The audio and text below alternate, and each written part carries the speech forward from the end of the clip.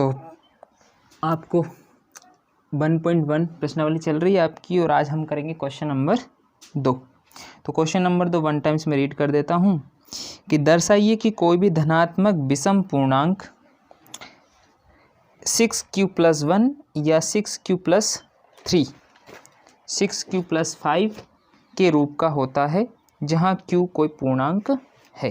ठीक है, तो मैं कुछ उसमें है वो लिख देता हूँ कि जो विषम पूर्णांक होता है वो किसके रूप में होता है, रूप का होता है 6q+1 एंड 6q+ या 6q+3 या 6q+5 के रूप का होता है। ये अपन को सिद्ध करके दिखाना है। ये मैंने आप सोल्व करवाऊँगा तो आपको समझा दूंगा मैं इसमें। अब हल करते हैं अपन। ठीक है, अब मैंने आपको इस फर्स्ट वीडियो में आपको मैंने समझाया था यूक्लिड लेमा के बारे में कि उसमें हम दो पॉजिटिव धनात्मक पूर्णांक लेते हैं। कौन से लेते हैं, ए और बी। तो जो मैंने लेमा लिखवाया था वो ही आपको लिखना है। माना कि दो धनात्मक पूर्णांक ए और बी हो तो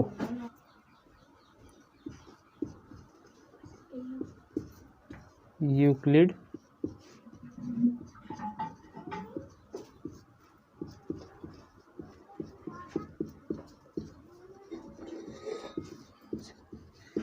ठीक है, दो धनात्मक पूर्णांक ए और बी है हमारे पास। तो यूक्लिड विभाजन लेमा क्या होती है, ए बराबर BQ+R। जहाँ जो R का मान होता है आपको मैंने पहले बता ही रखा है, आप याद कर लेना, रट लेना कि R का मान इस V से छोटा होता है हमेशा और 0 से बड़ा होता है। अब आप क्या करना है, यहाँ पर आपको क्वेश्चन देखना था कि जो विषम धन पूर्णांक का रूप किस प्रकार का होता है, 6q+1 6q+3 6q+5 के रूप का होता है, ऐसा सिद्ध करके दिखाना। तो यहाँ पर देखना आपका जो b है आपका क्या है, आपका 6 है। तो यहाँ पे b का मान कितना, 6 रख लीजिए आप। तो a बराबर 6q+r, a बराबर 6q+r हो गया। अब देखना ध्यान से, यहाँ पर जो r का मान होगा, जो r का मान होगा वो 6 से छोटा होगा और आपका 0 से, इसलिए आपका जो r का मान होगा वो 0 हो सकता है, 1 हो सकता है, 2 हो सकता है, 3 हो सकता है, 4 हो सकता है, 5 हो सकता है, लेकिन 6 नहीं हो सकता क्योंकि 6 से छोटा है। इतनी प्रोसेस आपको करनी है। अब आगे क्या करना है आपको देखिए, अब r के मान जितने भी हैं आपके पास वो सही मान यहाँ रखते हैं। तो a के मान कितने हो जाएंगे आपके, 5 आ जाएंगे। यहाँ पे देखिए 6 आएंगे। यदि r बराबर आप कितना रखो, 0, तो चलो इसको शॉर्ट में करवा देता हूँ क्योंकि बड़ा हो जाएगा, एक एक करवाऊँगा। तो r का मान 0 रखोगे तो कितना हो जाएगा आपका, 6q हो जाएगा। 1 रखोगे तो 6q+1 हो जाएगा। 2 रखोगे तो 6q+2 हो जाएगा। कितना रखना, 3 रखना है तो 6q+3 हो जाएगा। 4 रखोगे तो 6q+4 हो जाएगा। और लास्ट में आपका ये 5 रखोगे तो कितना हो जाएगा, यहाँ लिख देता हूँ मैं, यहाँ करके नहीं, 6q+5 उधर आगे लिखना है।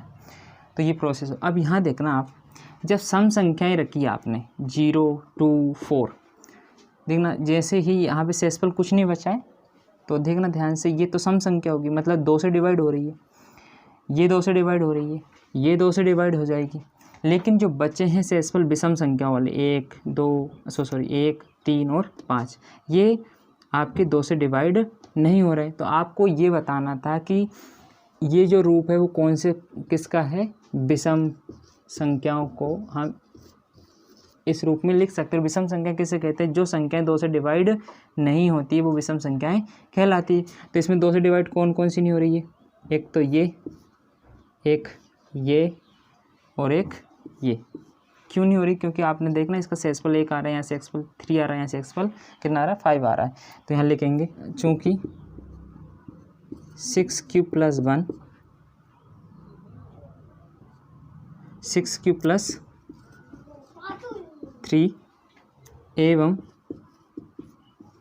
6 क्यूब प्लस 5 2 से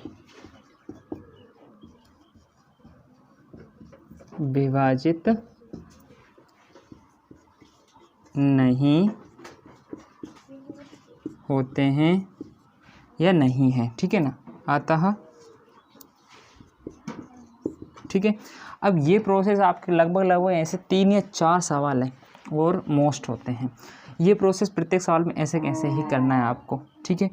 अब आपका ये लास्ट में लिखना होता है वो क्वेश्चन से टिपना होता है, तो मैं क्वेश्चन से ही आपको टिपना है। क्वेश्चन में लिखा था वो मैं बता देता हूँ। अतः ये क्वेश्चन से लिख रहा हूँ मैं, अतः कोई भी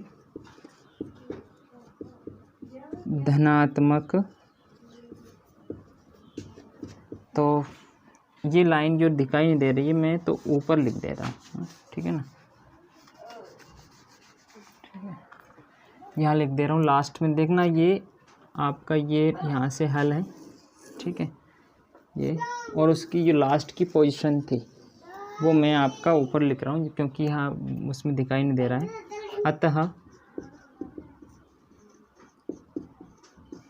कोई भी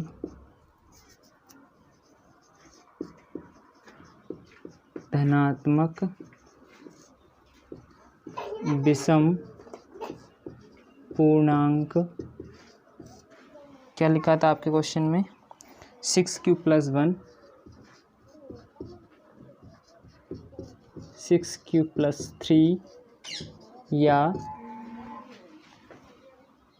6 क्यूब प्लस 5 के रूप का होता है, ठीक है, का होता, ये आपको लास्ट में लिख देना है क्वेश्चन से टिक के। तो आपको समझ में आ गया होगा। आप किसी भी इस प्रकार के लगभग 3 या 4 सवाल है, आपको हमेशा हेडिंग यही जमानी है ऐसी, ये प्रत्येक सवाल में इतना आएगा। ये मैं आपको पहले ही बता दे रहा हूँ, ये इतना तो प्रत्येक सवाल में आपको लिखना ही लिखना है कि माना कि 2 धनात्मक पूर्णांक ए और बी हो तो यूक्लिड विभाजन एल्गोरिदम से ए बराबर बी क्यू प्लस आर, और जिसमें आर का मान बी से छोटा होता है, 0 से बड़ा और बराबर हो सकता है। इसके बाद में ये वैल्यू हमेशा प्रश्न में दे के रखेगी, जैसे कि यहाँ पे 6 है तो यहाँ 6 लिख दिया।